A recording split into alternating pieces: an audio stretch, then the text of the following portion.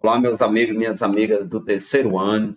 Aqui nesse vídeo eu vou fazer um comentário sobre as questões de matemática na prova do Enem e em seguida eu vou fazer as 25 questões dessa prova que eu considerei mais fácil. Então, fazendo um comentário aqui geral da prova, a prova abordou conteúdos recorrentes, né? Não teve novidade com relação aos conteúdos, né? Muitas questões abordando leitura de gráficos, tabela, medidas estatísticas, né? Média simples, média ponderada, mediana, muita regra de três, porcentagem, unidades de medida, sistema de numeração, operações fundamentais, planificação, a parte de geometria plana também foi contemplada, a parte de geometria espacial, cálculo de volume, elementos de um poliedro, projeção ortogonal também, né, caiu, sequência, que também são assuntos que já vem caindo em provas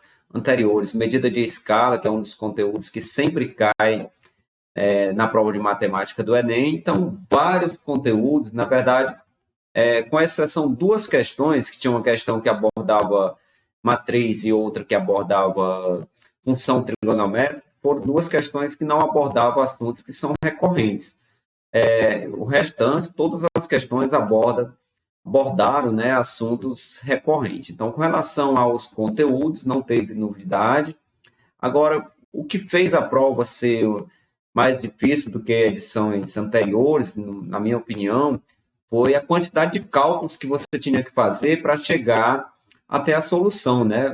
Muitas questões você precisava fazer vários cálculos, né? Encontrar vários valores para depois comparar esses valores para ver qual que seria a solução do problema. Então, isso eu acho que dificultou bastante, pois o tempo na prova do Enem é muito importante e essa questão de você fazer bastante cálculo para chegar até a resposta, isso fez a prova ser bem difícil, né, com relação a outras edições. Então, aqui eu vou comentar algumas questões que eu achei legal e resolver algumas questões aí que exigia mais cálculo. Então, eu vou fazer 25 questões dessa prova. Deixa eu iniciar aqui. Eu utilizei como referência o caderno de cor amarela. Aqui não está obedecendo à ordem de dificuldade das questões que eu considero. Aqui apenas eu obedeci à ordem das questões que estava na prova do caderno amarelo. Então, a primeira questão da prova do caderno de cor amarela era essa questão que envolvia sistema de numeração, né? Assunto recorrente em provas anteriores. Então, a questão 136 do caderno amarelo nos falava assim, ó: o sistema de numeração romano ainda é utilizado na indicação de capítulos e volumes de livros, na designação de séculos e em ordem cronológica de papas, reis de mesmo nome. São utilizadas 7 letras do alfabeto. 4 fundamentais, que é o I, que vale 1, o X, que vale 10, o C, que vale 100, o M, que vale 1000, e 3 letras secundárias, que é o V, que vale 5, o L vale 50 e o D, que vale 500. As regras para escrever números romanos são: então, essas questões que envolvem o sistema de numeração, que não é o sistema de numeração decimal, sempre ele vai fornecer as regras e vai fornecer o quanto que vale cada um dos símbolos. Aí, a partir dessas afirmações que ele dá, é que você vai tirar conclusões, né? Aqui estão as regras para escrever os números romanos, mesmo que você não conhecesse os números romanos. Mas vamos aqui, ó. A primeira regra: não existe símbolo correspondente ao zero. 2. Regra 2. Os símbolos fundamentais podem ser repetidos até 3 vezes e seus valores são adicionados. Por exemplo, temos aqui 3x. Então, se o x vale 10 e eu tenho 3x, aí você adiciona 10 mais 10 mais 10, que vai representar o número 30. Regra número 3. Uma letra posta à esquerda de outra de maior valor indica subtração dos respectivos valores. Exemplo, o i e o x. Você percebe que o i é menor do que o x, o i vale 1, o x vale 10, então eu vou subtrair o 10 por 1, que vai representar o número 9. Quarta regra. Uma letra posta à direita de outra de maior valor indica a adição dos respectivos valores. Exemplo, o x e o i. Ora, o x vale 10 e o i vale 1. Como o i está à direita do x, então você vai adicionar o 10 mais 1, que vai representar o número 11. Então, de acordo com essas regras, vamos ver o que ele diz aqui. Ó. Em uma cidade europeia, há uma placa indicando o ano de sua fundação. Aí aqui está a simbologia através de números romanos, né? Algarismos romanos. E a gente vai ter que transformar isso daqui na forma de número decimal. Aí a questão é assim: quantos anos de fundação essa cidade comemorará em 2050? Então, para você saber quantos anos vão ser comemorados aqui em 2050, você vai ter que pegar aqui a canetinha de cor vermelha. Você vai pegar e transformar esse número aqui que está representado na forma de algarismo romano, vai representar na forma de número decimal e vai fazer a subtração com este número aqui, para ver a diferença entre o ano de fundação e o ano de 2050. Então, vamos representar esse número aqui na forma de número decimal. Vou escrever aqui primeiro o M, depois o CD, depois o L, X e o I, X. Ora, aqui no problema fala que esse M corresponde a 1000, né? Então, você escreve aqui no lugar do M, correspondente ao número 1000. Esse daqui, o CD, como o C representa 100 e o D representa 500, e o C está do lado esquerdo do D, você vai ter que subtrair. Você vai pegar o 500, que é representado pelo D aqui, menos o 100 da letra C. Então, vai ficar 500 menos 100 vai dar 400. Então, o número que está representado no CD é o 400. O L corresponde a 50 e o X corresponde a 10. Como o X está ao lado direito do L, então você vai adicionar o 50 mais o 10, que vai dar 60. Esse último aqui está até representado aqui, né? Ó, o IX corresponde a 9 unidades. Vai pegar o 10 menos o 1, que vai corresponder a 9 unidades. Pronto, agora vamos adicionar esse número aqui para encontrarmos o número na forma decimal. Vai ficar 1000 mais 400 dá 1400, mais 60 vai dar 1460, mais 9 vai dar 1469. Então, a cidade foi fundada neste ano. Agora, para você saber quantos anos a cidade vai ter nesse 2050, basta você pegar o 2050 menos o ano de fundação, que é 1469. Fazendo a subtração, vamos obter aqui, você pede um emprestado, aqui vai ficar 10 menos o 9, vai dar 1. Pediu um emprestado aqui, ficou 4, aí você tirou 1 aqui do 20, vai ficar 14. 14 você tira 6, vai dar 8. Agora eu vou pegar e tirar 14 do 19, né? Se eu tirar 14 de 19, vai sobrar 5. Então, a diferença aí em anos vai ser 581. Ou seja, nesse ano aqui, ó, vai ser comemorado essa quantidade de anos da fundação dessa cidade. Então, a resposta seria o item D. Vamos para mais uma questão. Mais uma questão abordando o sistema de numeração.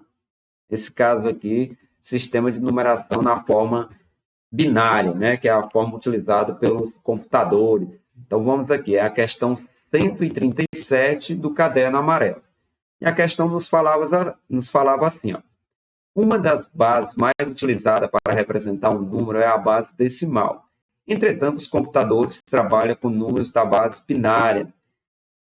Nessa base, qualquer número natural é representado usando apenas os algarismos 0 e 1.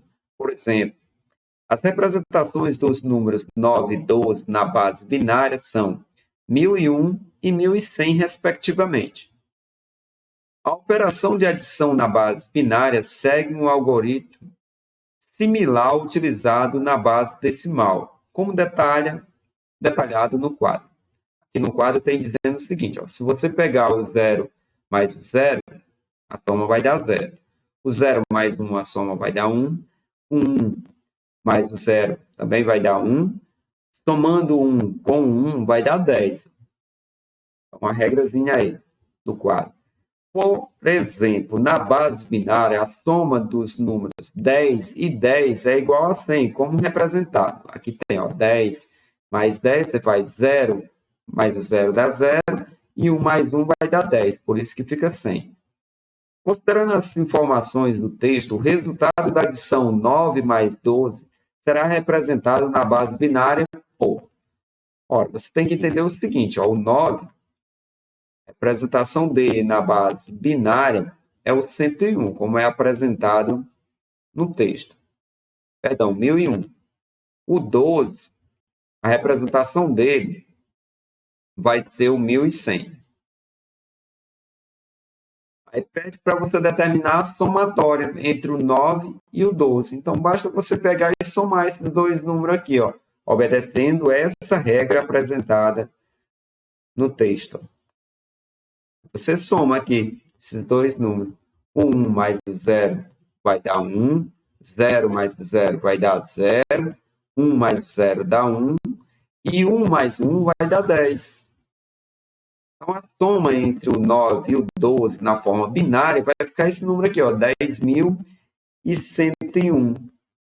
Vai estar na alternativa D. Aqui está a resposta. Bastava fazer isso daqui.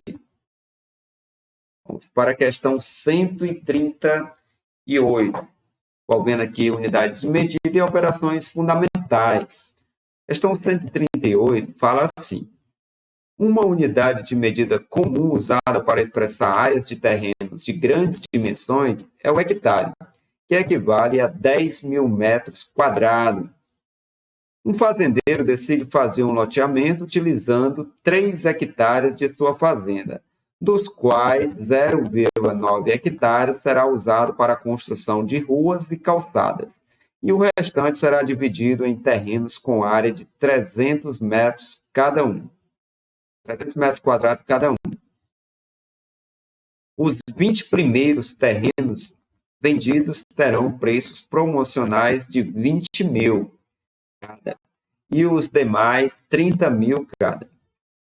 Nas condições estabelecidas, o valor total em real obtido pelo fazendeiro com a venda de todos os terrenos será igual a. Então, aqui a primeira coisa, eu vou ver quanto que é a área destinada para as ruas e calçadas. Depois que eu encontrar isso, eu vou ver quanto que vai sobrar para ser dividido para os terrenos. Veja bem, 1 hectare é igual a 10.000 metros quadrados. Então, 3 hectares vai ser igual a 3 vezes o 10.000 metros, né? Então, se você multiplicar aí esse 3 por 10.000 metros quadrados, vai dar 30.000 metros quadrados.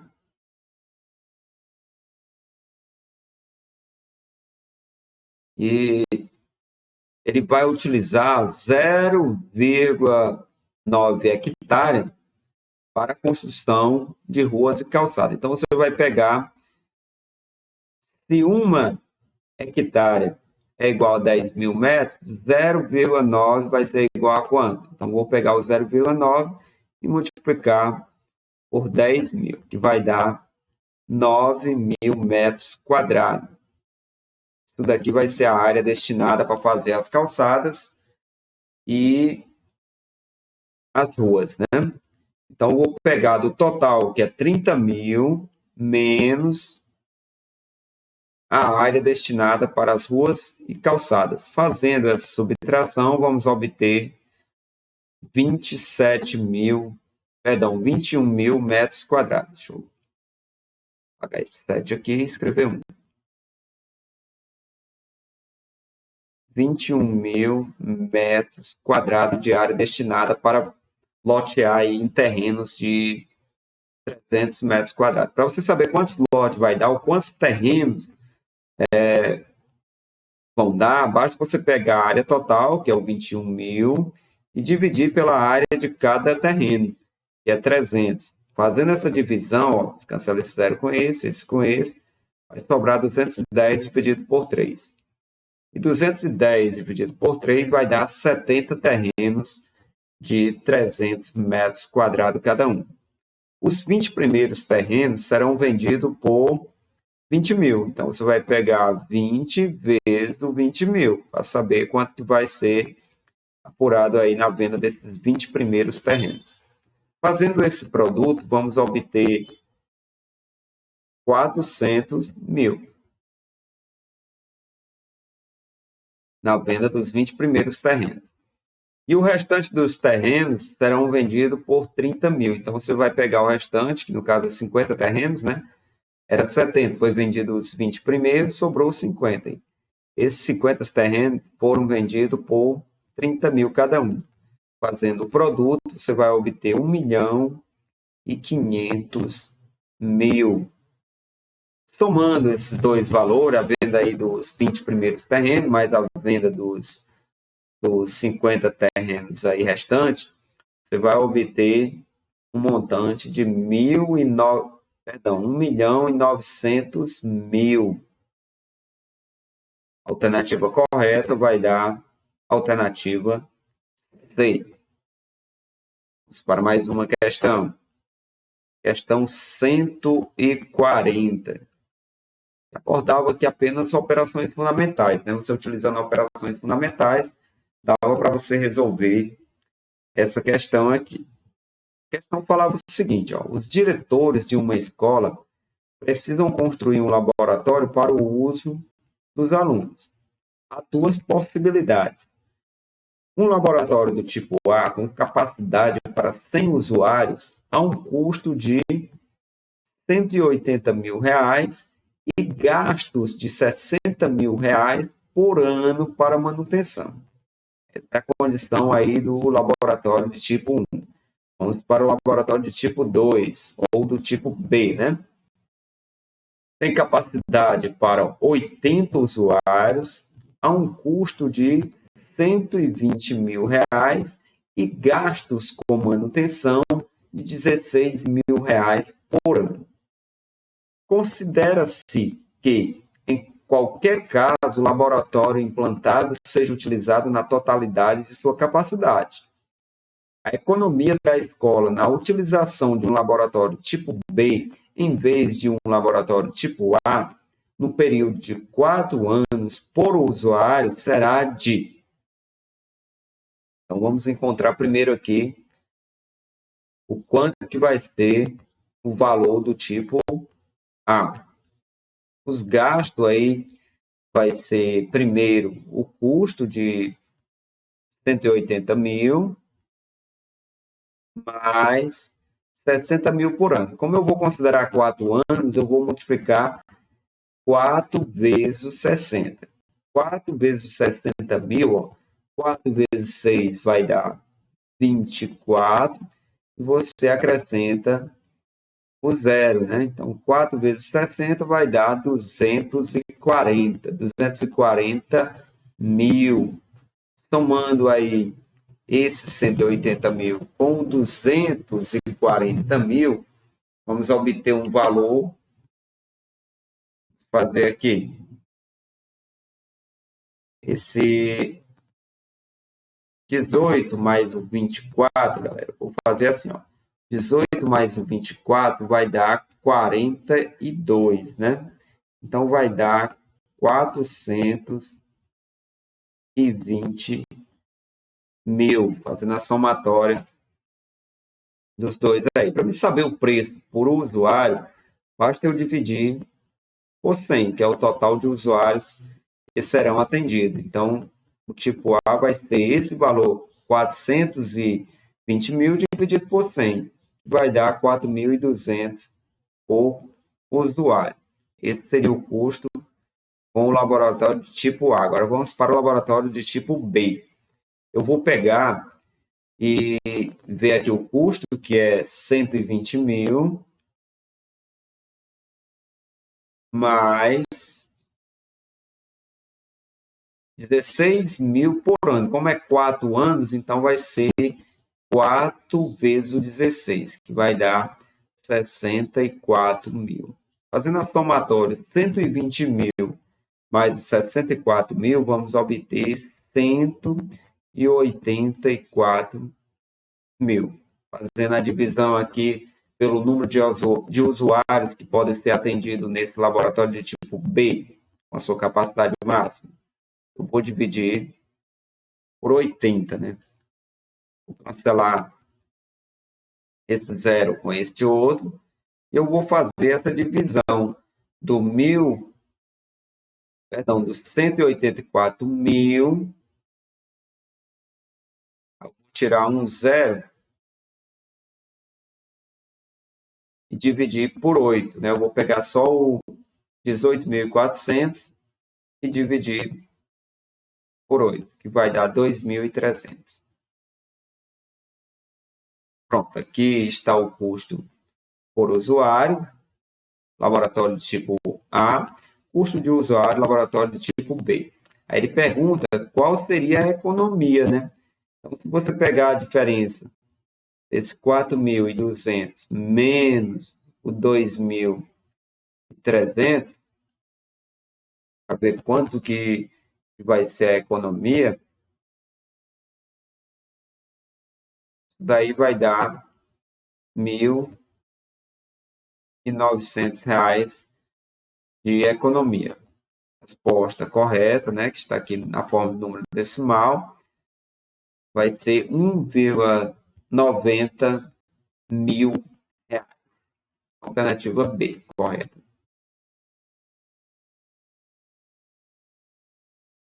Questão 142, também abordando operações fundamentais, né?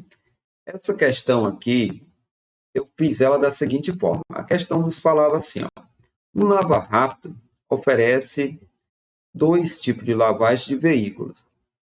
Lavagem simples, a preço de R$ 20, e lavagem completa a preço de R$ 35.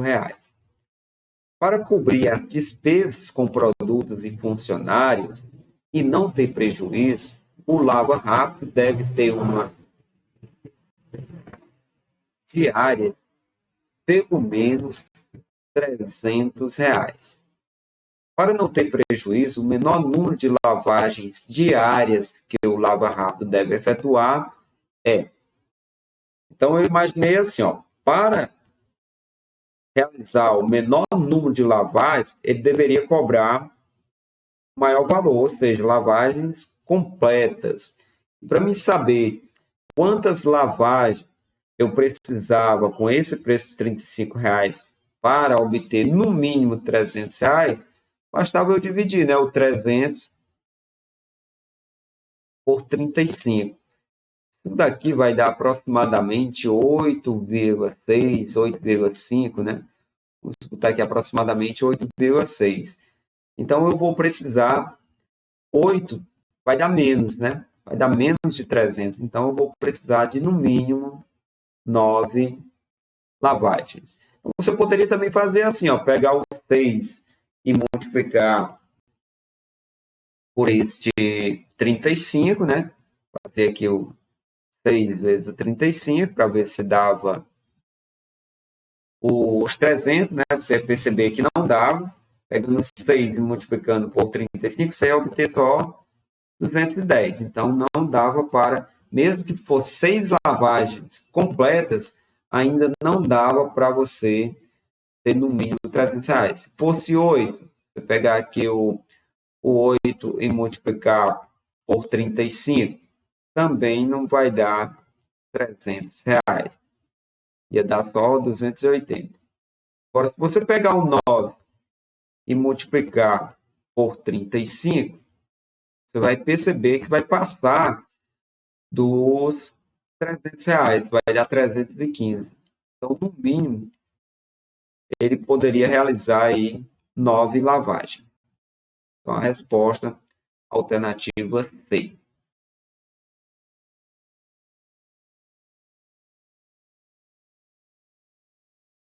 Questão 143. Questão aqui abordava operações fundamentais também. Aí aqui tem um exemplo de questão que, apesar de ser uma questão fácil, né, de você entender e até saber como resolver. Porém, a quantidade de cálculos que você tem que fazer para chegar até a resposta, isso gerava uma dificuldade enorme. Então, eu considero que essa questão aqui vai ser considerada difícil, pois, apesar de ser matemática básica, né, envolvendo aqui porcentagem, você tinha que perder muito tempo para chegar até a resposta. Então, eu vou fazer ela aqui.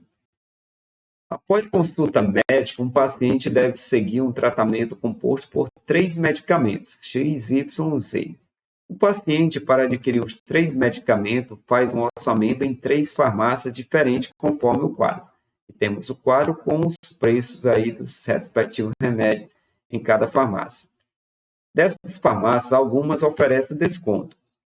Está aqui 2 condições. Na compra dos medicamentos X e Y na farmácia 2, recebe-se um desconto de 20% em ambos os produtos, independentemente da compra do medicamento Z, e não há desconto para o medicamento Z. Outra afirmação: na compra dos 3 medicamentos na farmácia 3, recebe-se 20% de desconto no valor total da compra. O paciente deseja efetuar a compra de modo a minimizar a sua despesa com os medicamentos. De acordo com as informações fornecidas, o paciente deve comprar os medicamentos da seguinte forma. Tem as condições aqui, né, de cada item. Então, primeiro eu vou ter que saber, se ele comprar todos os medicamentos na farmácia 1, ele vai comprar o medicamento X por 45, o medicamento Y por R$ 40, o medicamento Z por R$ 50. Agora, de acordo com essa condição aqui, ó, se ele comprar o medicamento X e o Y na farmácia 2, ele vai obter um desconto de 20%. Então, ele vai pagar apenas 80% da compra desses 2 produtos. Como o medicamento X e Y na farmácia 2 custa R$ 50, então eu peguei e somei aqui, ó, 50 mais 50, né? Vai dar 100, calculei 80% de 100. E 80% de 100 vai ser R$ 80. Agora vamos para a farmácia 3, utilizando essa afirmação aqui, ó. Vai ter um desconto de 20% na compra de todos os medicamentos, né? Então, se você comprar aí, vai ter um desconto desse 65 de 20%, aqui também e aqui também. Então, vou calcular 80%, né, que vai ser com um desconto de cada um desses valores. Então, você vai obter esses valores aqui. Agora, eu vou analisar cada afirmação. Se eu comprar todos os medicamentos na farmácia 1, eu vou pagar R$ 135. Basta eu somar, né? O 45 mais o 40 mais o 50, que vai dar R$ 135. Se eu comprar o X e o Y na farmácia 1, eu vou pagar 45,40. E na farmácia 3, com desconto de 20% no medicamento Z, eu vou pagar R$ 28. Então, se somar 45 mais o 40 mais o 28, vai dar R$ 113. Agora vamos para o item C. Comprar o medicamento X e Y na 2, farmácia 2. Ó. Então, se eu comprar o X e o Y na farmácia 2, eu vou ter um desconto de 20%. Então, eu vou pagar R$ 80. Se eu comprar o medicamento na farmácia 3, o medicamento Z na farmácia 3, eu vou pagar R$ 28. Então, somando esse 80 mais esse 28, vamos obter 108. Então, se você seguir esse raciocínio aqui, você vai ver que no item D eu vou pagar 114, e no item E, pagar 116. Então, o menor valor vai ser no item C. Vamos para a questão seguinte. Questão que envolve aí os elementos dos poliédros, né? A questão falava assim, a questão 144, e dizia o seguinte: muitos brinquedos que frequentemente são encontrados em praças e parques públicos apresentam formas de figuras geométricas bidimensionais e tridimensionais. Uma empresa foi contratada para desenvolver uma nova forma de brinquedo. A proposta apresentada pela empresa foi de uma estrutura formada apenas por hastes metálicas, conectadas umas às outras, como apresentado na figura. As hastes de mesma tonalidade e espessura são congruentes. Observação importante aqui, viu? Com base na proposta apresentada, quantas figuras geométricas planas de cada tipo são formadas pela união das artes? Então, vamos analisar esse poliedros e vamos tirar conclusões de quantas figuras planas estão apresentadas nesse poliedros, né? De acordo com o enunciado, os traços de mesma cor e mesma espessura são congruentes. Dessa forma, temos dois cubos, um interno e outro externo, somando 12 faces que são quadradas. Você percebe que essas linhas aqui, né, desse cubo de dentro são iguais, têm a mesma espessura, então são congruentes. Então, se são congruentes, então aqui eu vou ter quadrados, né? Desse de fora aqui do mesmo jeito, ó. Tem mesma tonalidade, mesma espessura. Então, essas linhas aqui são congruentes. Logo, eu tenho quadrados aqui também. Como o cubo tem 6 faces, então eu tenho 6 faces aqui nesse cubo menor e 6 faces no cubo maior. E vai gerar uma somatória de 16 faces quadradas. E observando a figura, podemos perceber que as arestas do cubo menor e as arestas do cubo maior formam, respectivamente, a base maior, a base menor, né, e a base maior de um trapézio. Assim, a gente vai ter 12 trapézios também.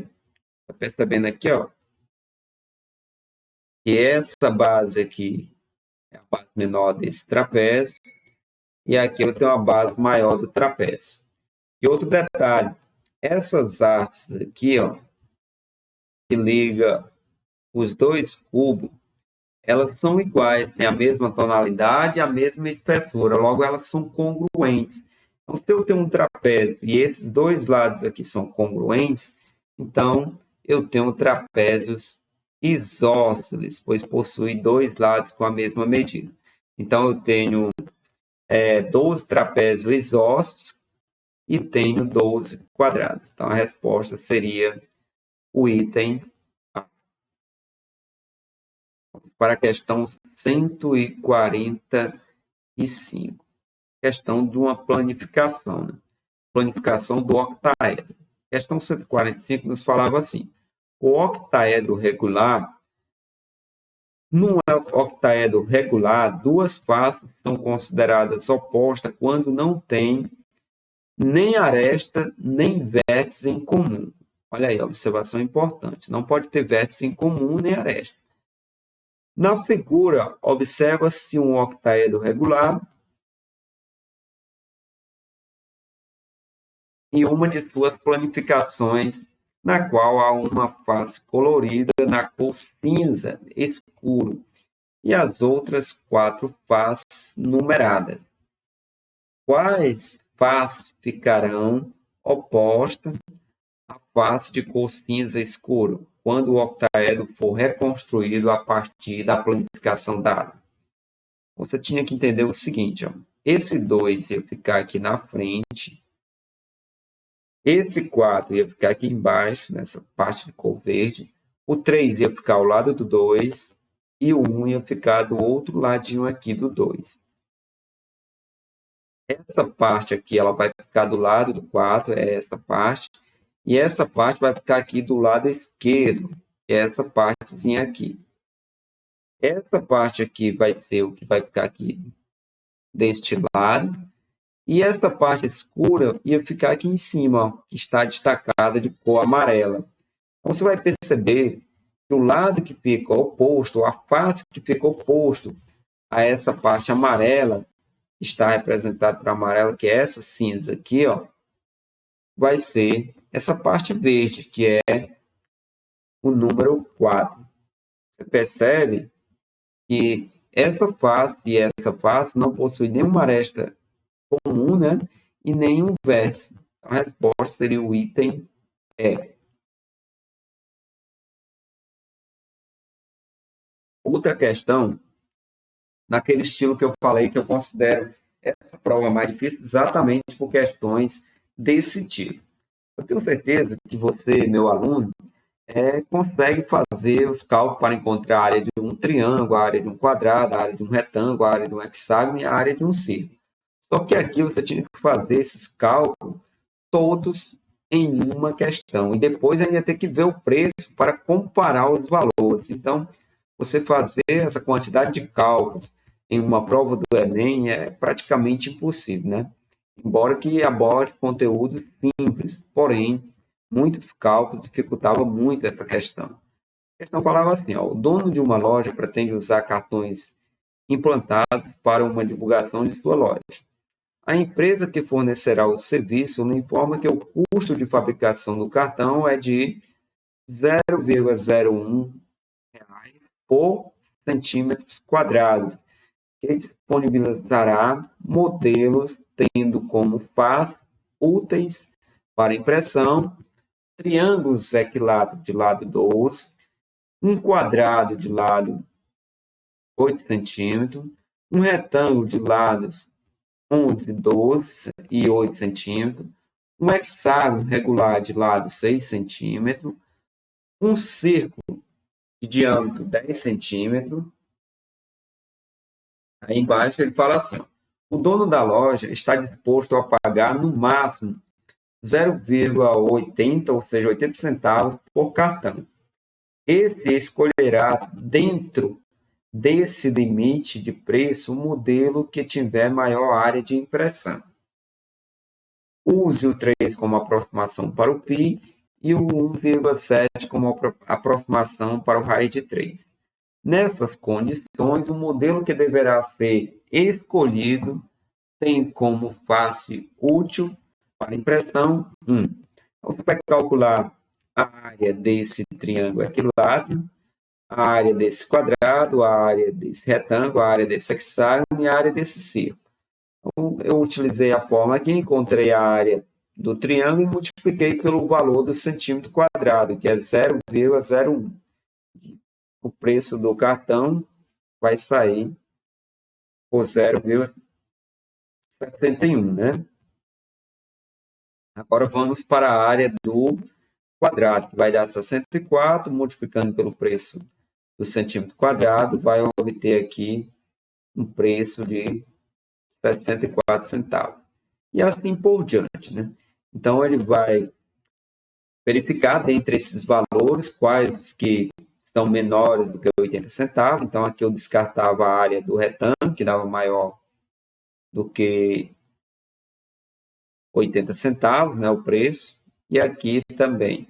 Então, sobrava aqui o item A, né, que é do triângulo, o quadrado e o círculo. Você percebe que a área do círculo é maior do que a área do quadrado e maior do que a área do triângulo. Então, o valor aí, a opção que ele deveria escolher seria o formato de um círculo, o modelo de um círculo. Seria a maior área e um valor menor do que 80 centavos. Vamos agora para essa questão 51, que aborda aí uma regrazinha de 3, né, proporçãozinha entre unidades de medida, e nos falava assim, ó, um automóvel apresenta um desempenho médio de 16 km por litro. Um engenheiro desenvolveu um novo motor a combustão que economiza em relação ao consumo do motor anterior 0,1 litro de combustível a cada 20 quilômetros percorridos. O valor do desempenho médio do automóvel com o novo motor em quilômetros por litro expresso com uma casa decimal é, que diz que o motor anterior faz 16 quilômetros com 1 litro. E com 20 quilômetros, quantos litros ele vai precisar? Ora, faz uma regrazinha de 3, né? Você vai pegar o 16 vezes o x, que dá 16x, e vai multiplicar o 20 vezes o 1, que vai dar 20. Logo, o x é igual a 20 dividido por 16. E o 20 dividido por 16 vai dar 1,25. Então, para percorrer 20 quilômetros, esse motor anterior precisava de 1,25 litros de combustível. Como o novo motor apresenta uma economia de 0,1 litro a cada 20 quilômetros, né? Seu consumo para 20 quilômetros vai diminuir 0,1, ou seja, você pega 1,25 menos 0,1. Fazendo essa subtração, vamos obter 1,15. 1,15 litros.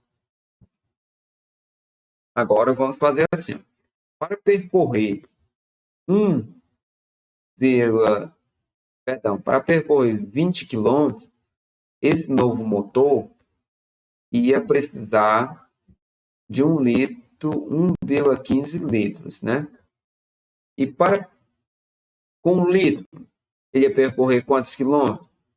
Com a regrazinha de 3, né? Vai ficar 1,15x, uma vez o 20 vai dar 20. Agora vamos dividir o 20 por este 1,15. E fazendo essa divisão, vamos obter aproximadamente 17,39, né?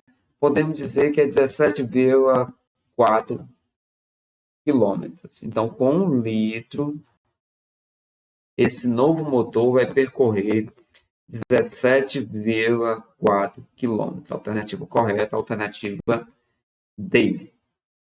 Para mais uma questão. Questão 153, envolvendo aí volume de cilindro. A questão nos fala o seguinte: um povoado com 100 habitantes está passando por uma situação de seca prolongada e os responsáveis pela administração pública local decidem contratar a construção de um reservatório.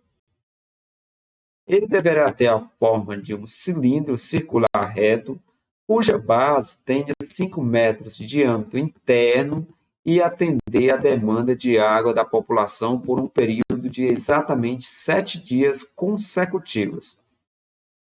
No 8º dia, o reservatório vazio é completamente reabastecido por carros-pipa. Considere que o consumo médio diário por habitante é de 120 litros de água. Use 3 como aproximação para π. Nas condições apresentadas, o reservatório deverá ser construído com uma altura interna mínima em metros igual a... Primeiro vamos ver quantos litros de água serão necessários para esses 100 habitantes durante 7 dias. Ora, se o consumo diário é de 120 litros, então temos 100 habitantes, então vai ser 100 vezes os 120. Fazendo essa multiplicação, vamos obter 12.000 litros por dia. Isso aqui é a quantidade de litro por dia que essa população, esse número de habitantes, vai precisar. Agora, vamos ver em 7 dias. Então, vou pegar o 12.000 e multiplicar por 7. Eu realizando essa multiplicação aí do 12.000 vezes este 7, vamos obter 84.000 litros. Só que tem um detalhe. Para mim encontrar o volume de um cilindro, eu vou usar os metros cúbicos, né? Então, você faz assim, ó. Volume é igual ao π multiplicado pelo r ao quadrado vezes a altura. Agora, quando eu for fazer a substituição aqui do volume, eu vou ter que transformar isso daqui em metros cúbicos. Se você transformar 84.000 litros em metros cúbicos, basta dividir por 1.000, né? Vai dar 84 metros cúbicos, pois 1 metro cúbico é igual a 1.000 litros. Ora, se eu já sei o volume desse cilindro, então no lugar deste V eu vou escrever o 84, que é o volume do cilindro. No lugar do π eu vou escrever o 3, ele fala para a gente considerar o 3, e o diâmetro é igual a 5. Se o diâmetro é igual a 5, o raio vai ser 2,5 vezes a altura, que é o que vamos encontrar. Agora eu vou primeiro resolver esta potência. Eu vou pegar esse 2,5 e multiplicar por 2,5. Fazendo essa multiplicação, vamos obter 6,25 vezes o H. 3 vezes esse 6,25 vai dar 18,75.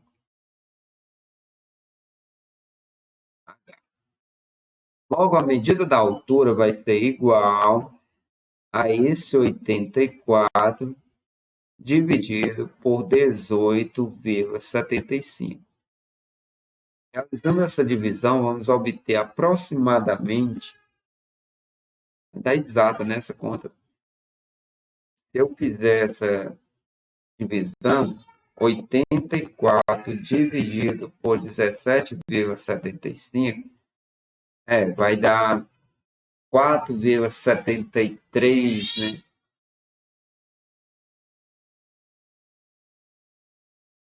Deixa eu fazer de novo aqui. Eu botei 17 a 18. É 18, né? 84 dividido por 18,75. Dá igual mesmo, viu? Vai dar exato. 4,48. Então, a resposta, né? Quantidade aí de altura desse cilindro seria 4,48. Para a próxima questão.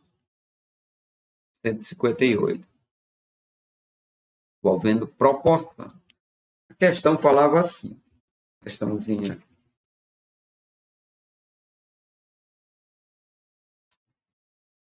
Vamos usar a regra de 3. Dizer assim, a questão 158. Em uma corrida automobilística, os carros podem fazer paradas nos boxes para efetuar trocas de pneus. Nessas trocas, o trabalho é feito por um grupo de 3 pessoas em cada pneu. Considere que os grupos iniciam um trabalho no mesmo instante. Trabalham à mesma velocidade, cada grupo trabalha em um único pneu.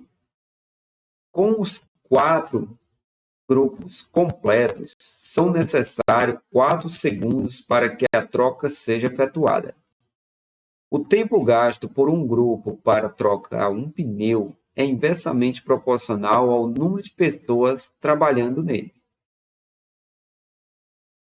Em uma dessas paradas, um dos trabalhadores passou mal, não pôde participar da troca e nem foi substituído, de forma que um dos 4 grupos de troca ficou reduzido. Nessa parada específica, com um dos grupos reduzido, qual foi o tempo gasto em segundos para trocar os 4 pneus? Então, veja o seguinte. Aqui fala que o número de pessoas em cada grupo é inversamente proporcional ao tempo gasto para trocar o pneu, né? Então, vamos considerar aqui as grandezas envolvidas no problema. O número de pessoas em cada grupo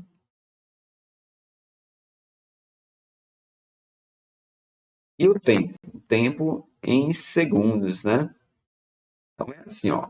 Se tiver 3 pessoas trabalhando no grupo, a troca dos pneus vai ser realizada em 4 segundos. Mas se faltar uma pessoa e ficar apenas 2 nesse grupo, quantos segundos elas levarão para fazer a troca do pneu? Então você tem que fazer o seguinte, ó, se eu diminuir aqui o número de pessoas no grupo, vai aumentar ou diminuir o tempo de troca do pneu? Vai aumentar, né? Quanto menos pessoa, mais tempo vai precisar para trocar o pneu. Então, você repete aqui o 4 sobre x e vai inverter isso daqui, ó. Vai botar o 2 em cima, o 3 embaixo, já que as grandezas são inversamente proporcionais. Vou multiplicar 2 vezes o x, que vai dar 2x, e esse 4 vezes 3, que vai dar 12. Aí x é igual a 12 dividido por 2. E 12 dividido por 2 vai dar 6 segundos. Alternativa correta, o item A. Vamos para a questão 160. Essa questão 160 também é daquelas questões que exige bastante cálculo para você chegar até a resposta, né? Mas vamos fazer ela aqui. Um atleta produz sua própria refeição com custo fixo de R$ 10. Ela é composta por 400 gramas de frango, 600 gramas de batata doce e uma hortaliça. Atualmente, os preços dos produtos para essa refeição são. Aí tem a tabela com os preços dos produtos. E aí embaixo diz assim, ó, em relação a esses preços, haverá um aumento de 50% no preço do quilograma da batata doce. E os outros preços não serão alterados. O atleta deseja manter o custo de refeição, a quantidade de batata doce e a hortaliça. Portanto, terá que reduzir a quantidade de frango. Qual deve ser a redução percentual da quantidade de frango para que o atleta alcance o seu objetivo? Então, aqui a gente vai utilizar a regra de 3 também em relação entre as unidades de medida. Primeiro, vamos transformar quilogramas em gramas, né? Como ele quer alterar aqui do frango, eu não vou mexer com o frango agora. Eu vou primeiro ver aqui quanto que vai dar o preço da batata doce, já que vai aumentar em 50% o preço da quilograma. Então, 1 quilograma, você tem que lembrar que é igual a 1.000 gramas. Então, vou converter em gramas para facilitar o trabalho. Então, 1.000 gramas de batata doce vai ser igual a R$ 5. Só que esse aumento foi de 50%. Então, se o quilo era igual a R$ 5, então após o aumento de 50%, vai ser os R$ 5 mais metade de R$ 5. Dessa forma, o preço do quilo vai passar a ser R$ 7,50. Mas como ele quer 600 gramas de batata doce, então vai ficar 600 gramas é igual a X. Fazendo o produto dos extremos é igual ao produto dos meios. Vai ficar os 1.000 vezes o X é 1.000x. E esse 600 multiplicado por 7,5 vai dar 4.500. Tem vírgula aqui não, 4.500. Logo, X é igual a 4.500 dividido por 1.000. Logo, o preço pago aí por 600 gramas de batata doce vai ser R$ 4,50. E ele vai precisar de uma hortaliça. Como o preço da unidade da hortaliça é R$ 2,00, então aqui ele vai gastar com a hortaliça, né? Vou botar aqui, hortaliça. Uma hortaliça ele vai gastar R$ 2,00. Então, com a batata doce e com a hortaliça, ele vai gastar R$ 4,50 mais R$ 2,50. Vai dar R$ 6,50, tomando os dois, né? Então, para completar os R$ 10, vai sobrar apenas R$ 3,50. Então, ele tem que ver quanto que ele pode comprar com 3,50, né? Eu sei que o quilograma do frango, ou seja, 1.000 gramas do frango, é igual a 12,50. Quanto que ele pode comprar com 3,50? Quantos gramas de frango ele pode comprar com 3,50? Você bota um X, então aqui vai ficar um Y agora, né? Vai ficar 12,5Y. Eu multiplicando 1.000 vezes 3,5, eu vou obter aí o 3.500, né? 3.500. Eu vou dividir o 3.500 por esse 12,5. Fazendo essa divisão, vamos obter 280 gramas. Então, se com 3,50 só dá para ele comprar 280 gramas e ele precisava comprar 400 gramas, então a redução aí foi 400 menos o 280, que vai dar 160 gramas. Então, a redução foi de 160 gramas. Só que ele quer saber o percentual que esse 120, né? Você tirar aí, bota 20 aqui, é 120. Deixa eu apagar aqui para ficar mais legal.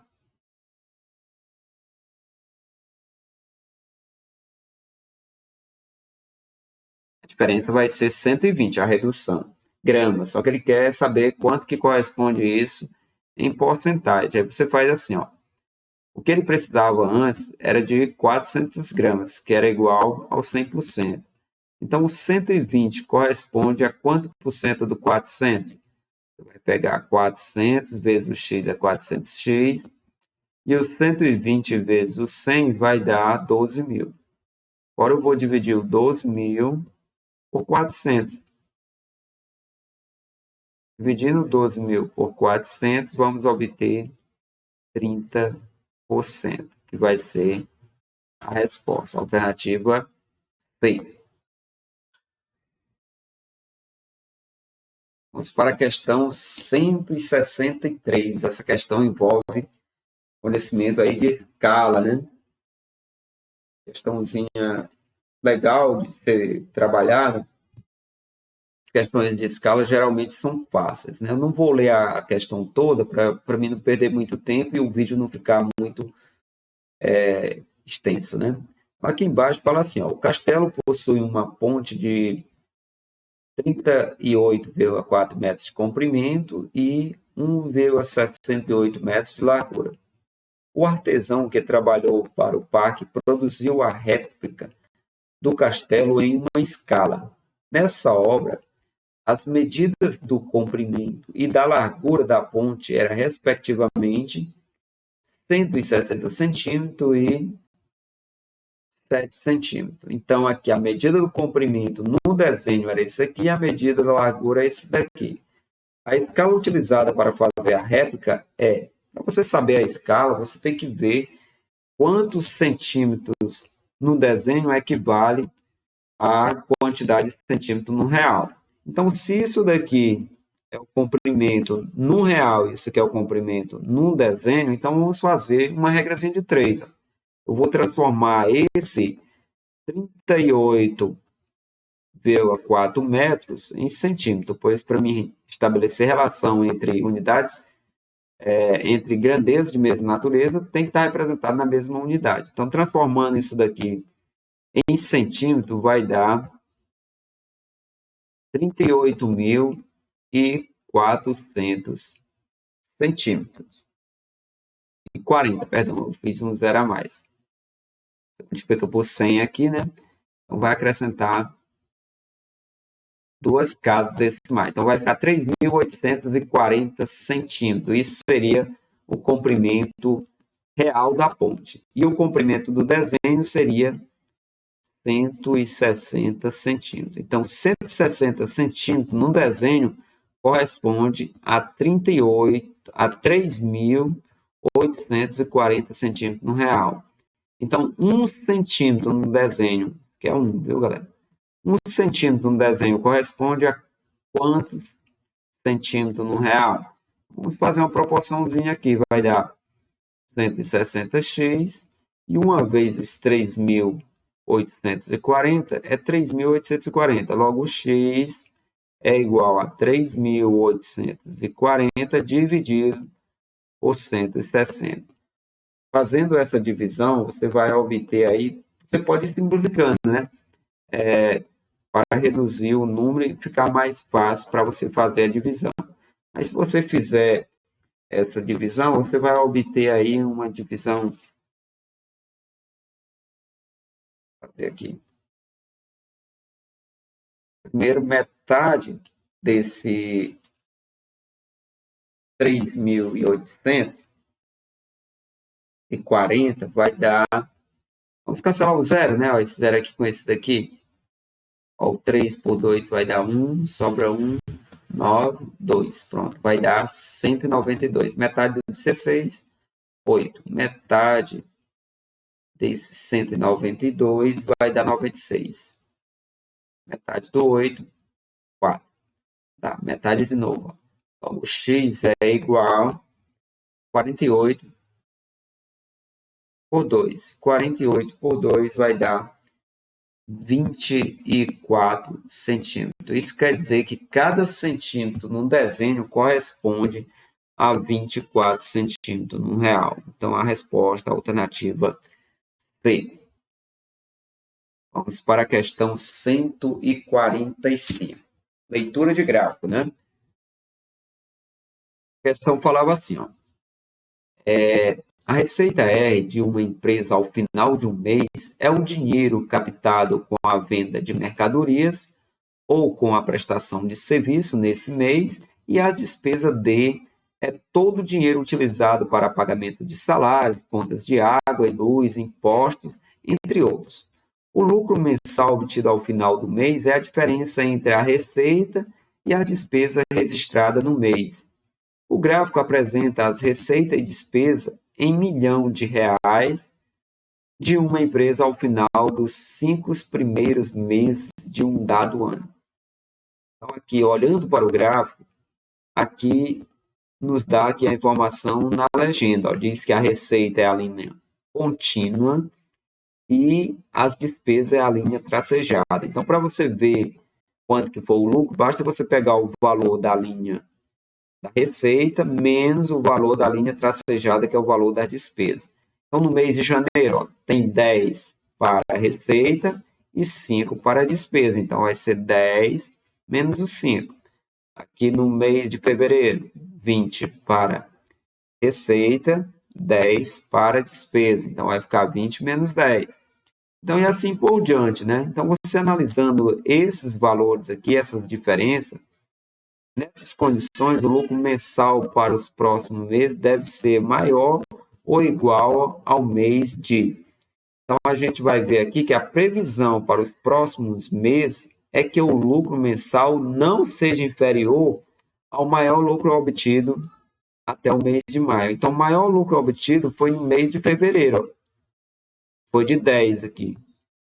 Então, nos próximos meses, né, deve ser igual ou maior do que o do mês de fevereiro. Então, a resposta, a alternativa B. Vamos para mais uma questão de leitura de gráfico. Essa questão aqui falava assim, ó, lendo o que tem abaixo do gráfico. No período de 2005 a 2009, o aumento percentual do volume de vendas foi. Então, aqui eu vejo que o volume de venda está representado por esse número e em 2009 por esse número.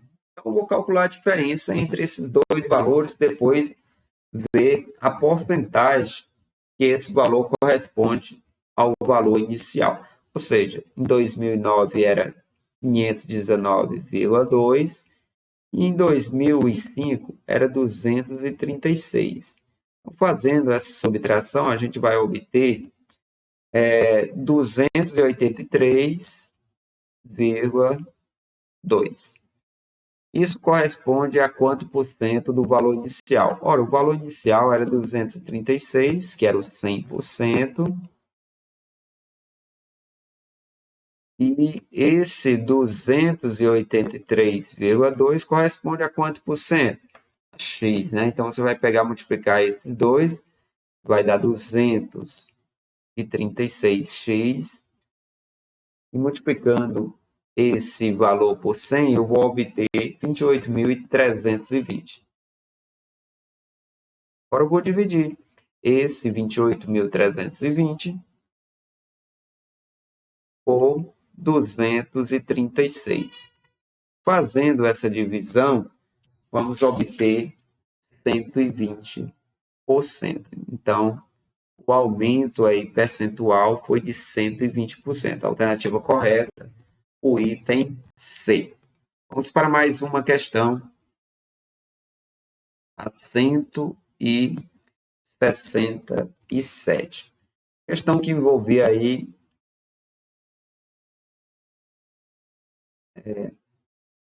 essa questão aqui, eu vou pular ela, que eu coloquei a resposta aqui errada, né? Então, vamos para a questão 169. A questão de 169 envolvia mediana. Então, para você encontrar a mediana desses valores, você tinha que colocar os valores em ordem crescente ou decrescente. Coloquei aqui em ordem crescente, do menor para o maior.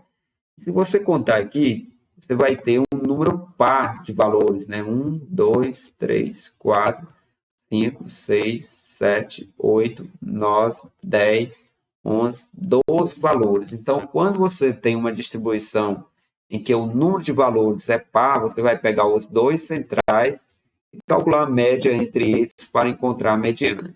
Então, como eu tenho 12, então você vai pegar o sexto termo mais o sétimo. Então, faz 1, 2, 3, 4, 5, 6. Aí você vai somar com o 7, né? Então, a mediana vai ser igual à soma entre o 16 mais o 15, ou 15 mais o 16, que vai dar 31, e vai dividir por 2. 31 dividido por 2 vai dar 15,5.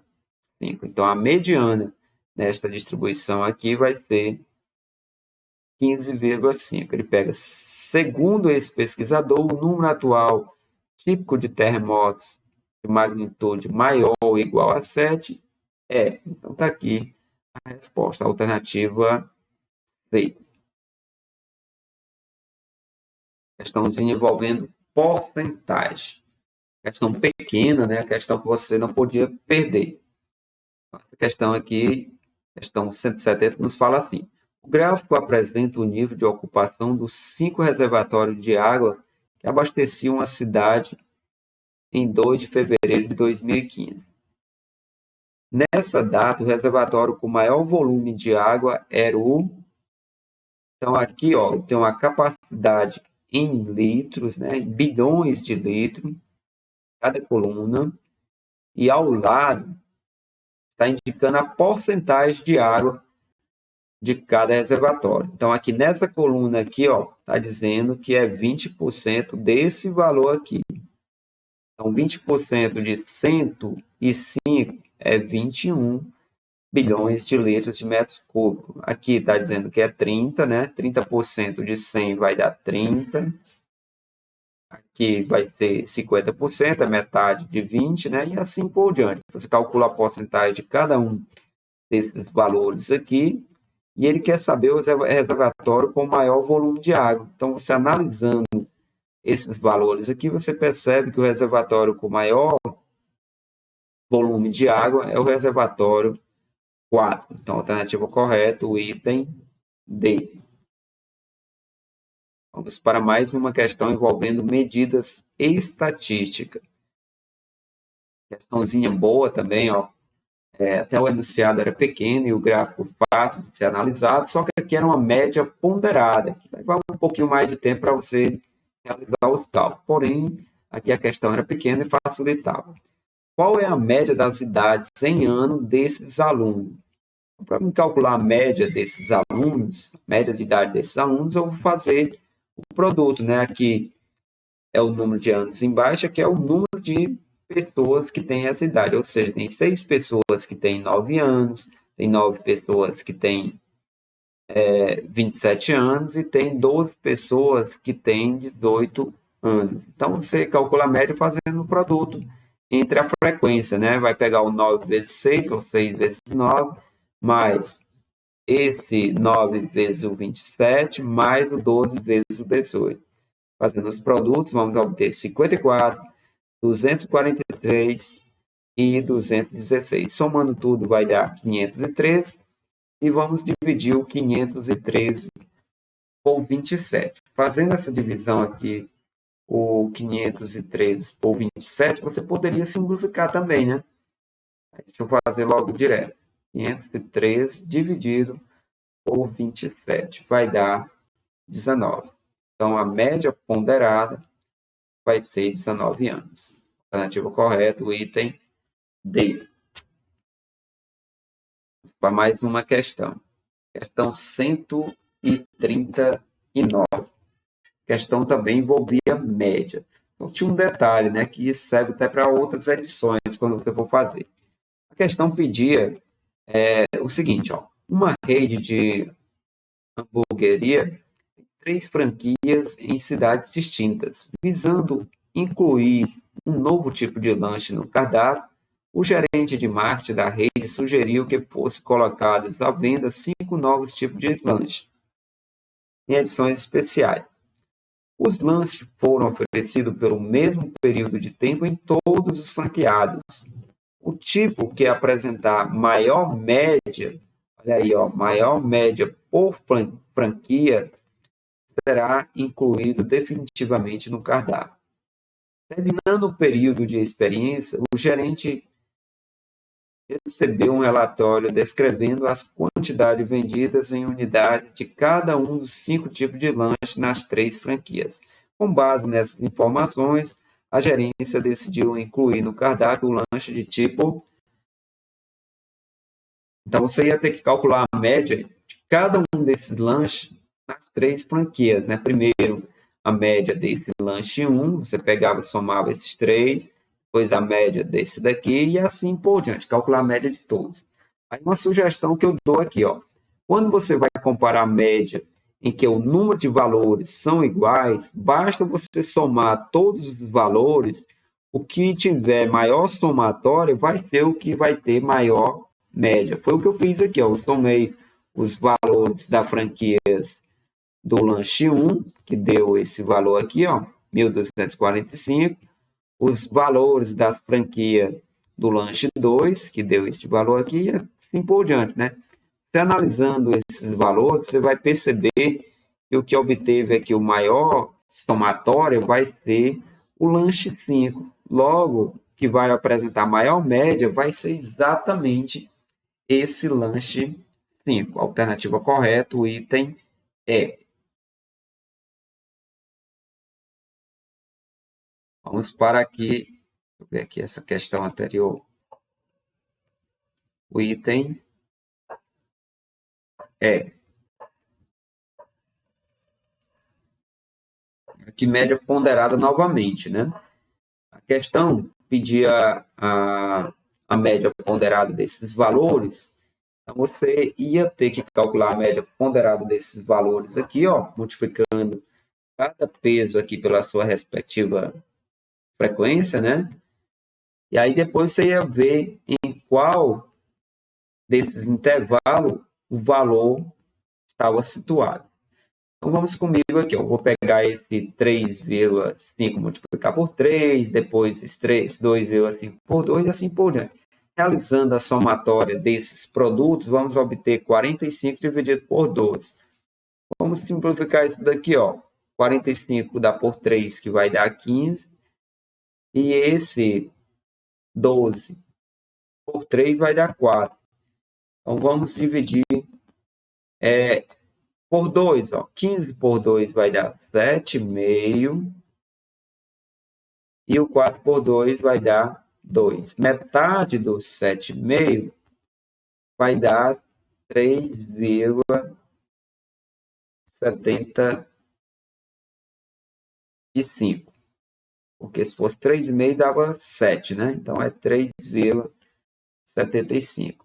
E esse 3,75 está nesse intervalo aqui entre o 2 e o 4, né? Ele é maior do que 2 e menor do que 4. Logo, a comissão aí vai ser a de tipo 2, alternativo correto, item B.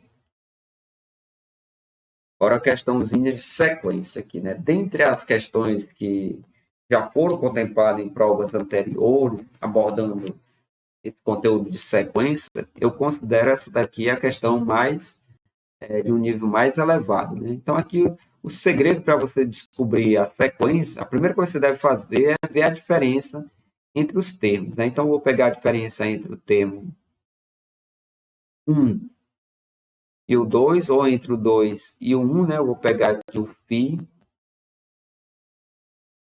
mais 1 menos esse primeiro,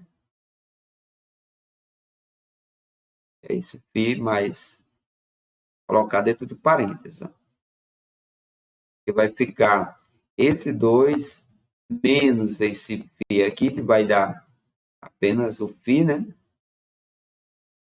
E esse 1 menos esse 1 vai dar 0. Então, fica isso. Agora, eu vou pegar o terceiro termo, que é 3φ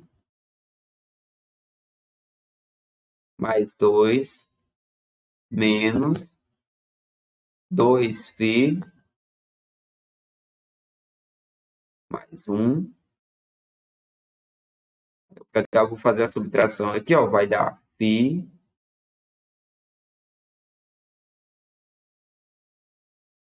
2 menos 1 vai dar 1. Agora eu vou pegar o quarto menos o terceiro.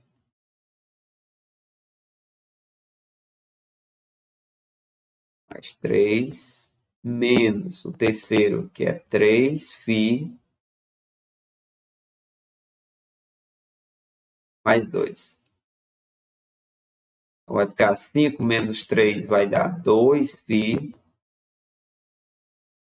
E o 3 menos o 2 vai dar 1. Pronto. Já dá para perceber que um padrão de crescimento aqui. Se você fizer com outro, ele vai ficar mais simples ainda, né? Você percebe que para encontrar o terceiro termo, você vê a diferença entre o terceiro e o segundo termo, vai dar exatamente o primeiro. Ou seja, para encontrar o terceiro, eu somei o segundo com o primeiro. Ó. Eu somei esses dois para encontrar esse daqui, ó, pois a diferença entre eles deu exatamente o primeiro. Ó. Aqui, ó. E aí, para encontrar esse outro, você pega a diferença entre esse e esse aqui, ó, vai dar exatamente esse daqui. Ou seja, para encontrar esse termo aqui, ó, eu peguei e somei o segundo com o terceiro. E assim por diante. Ó. Para encontrar esse aqui, que é o quinto termo, eu somei o quarto mais o terceiro. Então, para encontrar o próximo termo, eu vou somar o quinto mais o quarto. Ou seja, eu vou pegar o 8φ mais 5 e somar com 5φ mais 3. Se você realizar essa somatória, aqui vai dar 13, né? 13φ. E esse 5 mais 3 vai dar 8. Então, a ideia era essa daqui. Você sempre somava com o termo anterior para encontrar o termo seguinte. Então, a resposta correta seria o item E.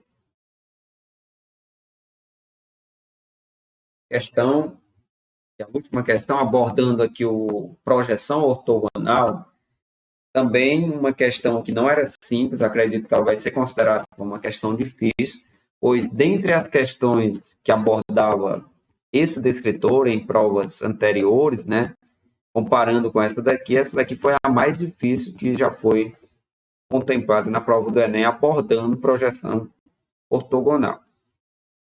Então, o segredo aqui era você perceber que esse vértice aqui ia formar um vértice da figura da base, esse daqui era o outro vértice, né?